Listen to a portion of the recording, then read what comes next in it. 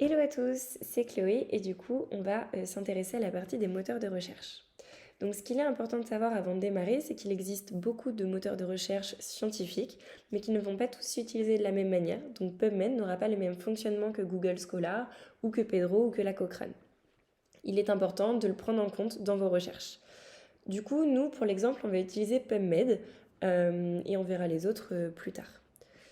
Donc, vous n'êtes pas sans connaître PubMed, donc nous allons le regarder ensemble. Alors, PubMed, donc c'est un site de recherche scientifique qui ne s'utilise qu'avec des mots anglais. Donc ça, c'est très important. Il ne connaît pas la langue française, en tout cas dans ses recherches, donc vos mots-clés devront être essentiellement en anglais. Donc pour ce faire, nous allons regarder comment on crée une équation de recherche. Alors l'équation de recherche, c'est ce qui va vous permettre d'avoir vos articles de manière organisée pour vous simplifier la tâche. Donc cette équation de recherche, elle se fait à partir de trois critères, c'est-à-dire les opérateurs booléens, la troncature et les mesh terms. Les opérateurs booléens, ils sont également au nombre de 3, c'est AND, OR et NOT. AND, ça va vous permettre de trouver les termes communs à deux mots-clés que vous mettrez dans votre équation de recherche. OR, ça veut dire qu'il y aura un des termes qui se trouve dans une étude, et NOT, ça veut dire que vous cherchez à exclure un des mots-clés. En ce qui concerne la troncature, c'est une fonctionnalité qui va vous permettre en fait d'utiliser la racine d'un mot afin d'étendre sa recherche. Donc vous mettrez simplement la petite étoile après le mot. Et les mesh terms, qui sont la fonctionnalité dont on va le plus parler dans cette vidéo, qui en fait permet d'avoir une recherche avancée d'une liste normalisée de termes qui sont utilisés pour l'analyse documentaire et que PubMed connaît très bien grâce à son algorithme. Donc, je vais vous montrer comment on peut rechercher des mesh terms. Alors, en fait, il y a plusieurs options. Tout d'abord, vous avez un mot que vous ne connaissez pas en anglais. Donc, on va s'intéresser au mémoire de licence de Louis, qui est sur l'influence de l'entraînement des muscles inspiratoires chez les jeunes nageurs de papillon. Et on va s'intéresser à ces mots-clés. Alors, par exemple, il a donc entraînement des muscles respiratoires, nageur et fonction pulmonaire. Nous, on va utiliser en premier temps nageur, qui est très global. Donc nageur, en anglais, a priori, vous connaissez sa traduction, mais on ne sait jamais. Si ce n'est pas le cas, vous avez un site qui s'appelle le SysMef, qui est fait pour ça, qui en fait va vous traduire vos mots directement en anglais. Donc vous l'ouvrez. Ça rame un petit peu, mais ça arrive.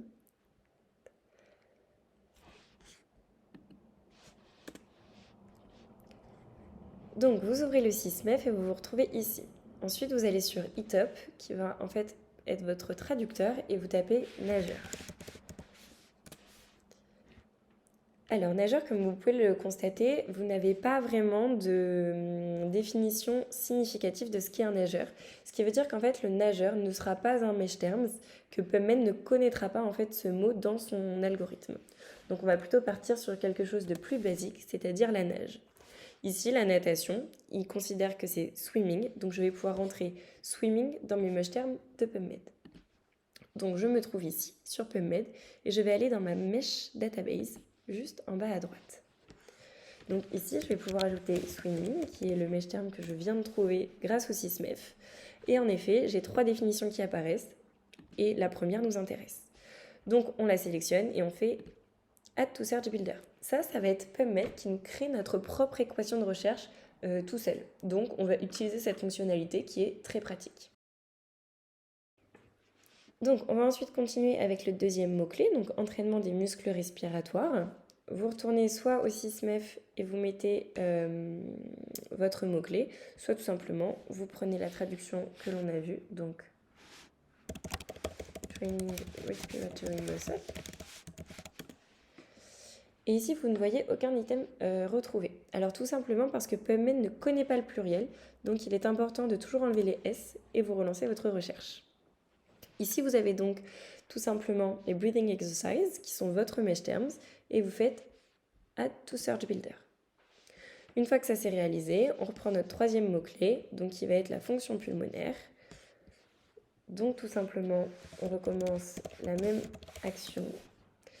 Et nous avons donc deux choix. Ces deux choix, donc soit on a plutôt quelque chose qui se rapporte à un test et à une mesure, soit quelque chose de beaucoup plus physiologique. Nous ici, c'est ce qui va nous intéresser, donc on choisit la première.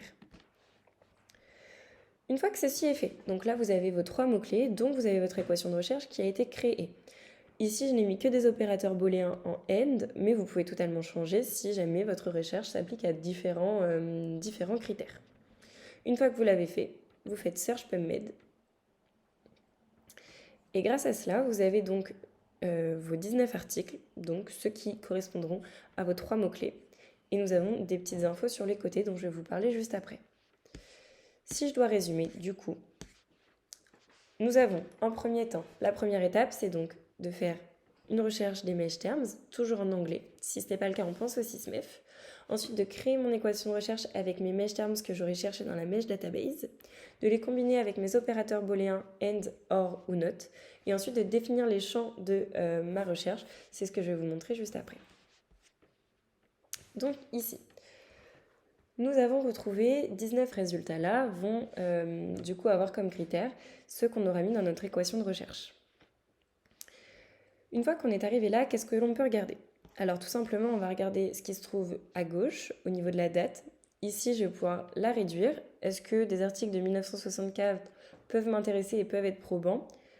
Aujourd'hui, j'ai décidé que non. Donc je vais tout simplement mettre mon curseur en 2003. J'ai donc éliminé déjà 4 articles qui pour moi représentaient des biais. Vous pourrez également les classifier selon le type d'article, des revues systématiques, des méta-analyses, des études transversales ou randomisées ou encore des revues de littérature. Vous pourrez également les spécifier en termes de date, qui revient à la même chose que ce qu'on a fait ici, mais de manière plus précise. Je vais donc cliquer sur le premier article afin de regarder ce qui m'intéresse. Donc ici, vous retrouverez la date de l'article qui est intéressante, le titre bien sûr, le DOI qui est primordial à connaître puisque en effet cela vous permettra de retrouver votre article dans n'importe quelle base de recherche ou tout simplement moteur. Donc si je vous mets un exemple ici, il apparaît en effet sur le premier lien.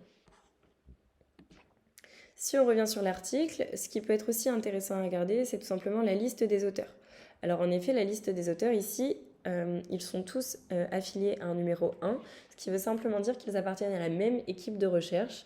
Et donc, cela peut être intéressant pour nos études parce que ça veut dire qu'ils auront sensiblement travaillé sur des sujets identiques à cet article-là. Par exemple, si je clique sur cet auteur, en effet, il a publié 215 études, peut-être principalement sur le sujet de la fonction respiratoire. Ensuite, au sein de mon abstract, donc, je vais être sur la méthode IMRAD, donc vous connaissez très certainement, et qui pourra aussi vous indiquer de nouvelles informations. En ce qui concerne la partie résultats, il est important de vous faire un petit disclaimer. Les résultats ne vont contenir que vos tableaux, vos chiffres et vos diagrammes. La discussion va beaucoup plus s'intéresser à la comparaison des résultats trouvés. Donc c'est important de faire cette différence, d'y énoncer les exceptions ou les manques de corrélation et de discuter des points qui n'ont pas été résolus ni comparés lors des résultats présents dans la littérature. Une fois que j'ai cet article et qu'il m'intéresse, je vais donc vouloir le télécharger dans Zotero, que Camille vous expliquera juste après. Donc j'ai téléchargé mon extension, elle se trouve juste ici, et je vais tout simplement cliquer sur l'icône et l'enregistrer dans la partie qui m'intéresse. Ceci ne peut être fait que si vous avez votre Zotero d'ouvert, ce qui est le cas ici. C'est intéressant lorsque vous enregistrez un article dans Zotero de regarder si vous avez le full PDF. Ici, ce n'est pas le cas. Votre article que vous avez donc enregistré dans Zotero ne sera pas complet, vous n'aurez pas la version entière. Pour ce faire, il est intéressant de regarder ce que l'université met en place pour nous faciliter ce travail-là, c'est-à-dire le site de l'université qu'on va ouvrir ensemble, que vous avez juste ici, et qui vous permet donc du coup d'avoir accès à une documentation numérique de manière gratuite. Vous sélectionnez tout simplement votre discipline, la massokinésithérapie. Vous validez votre recherche et vous avez ici accès à de nombreuses encyclopédies, dictionnaires, revues et également à de nouvelles bases de données qui peuvent être intéressantes pour vous de regarder. Donc en résumé, pour cibler ta recherche, il est intéressant de regarder le type d'article, sa disponibilité, ainsi que sa date. Et enfin, pour terminer, je vais te parler de questions de recherche. La question de recherche, ou autrement dit la problématique, va te permettre de cibler ton sujet afin que ton lecteur soit extrêmement conscient du reste de l'étude.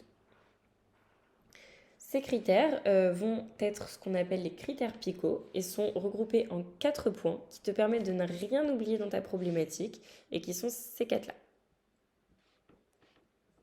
La partie concernant les moteurs de recherche est terminée. Je te souhaite bon courage pour la suite, tu vas t'en sortir à merveille, ne t'en fais pas. Et pour finir sur une dernière astuce, nous te conseillons la chaîne YouTube Infotrack Unige qui publie des vidéos de vulgarisation scientifique et qui peuvent t'éclaircir si besoin.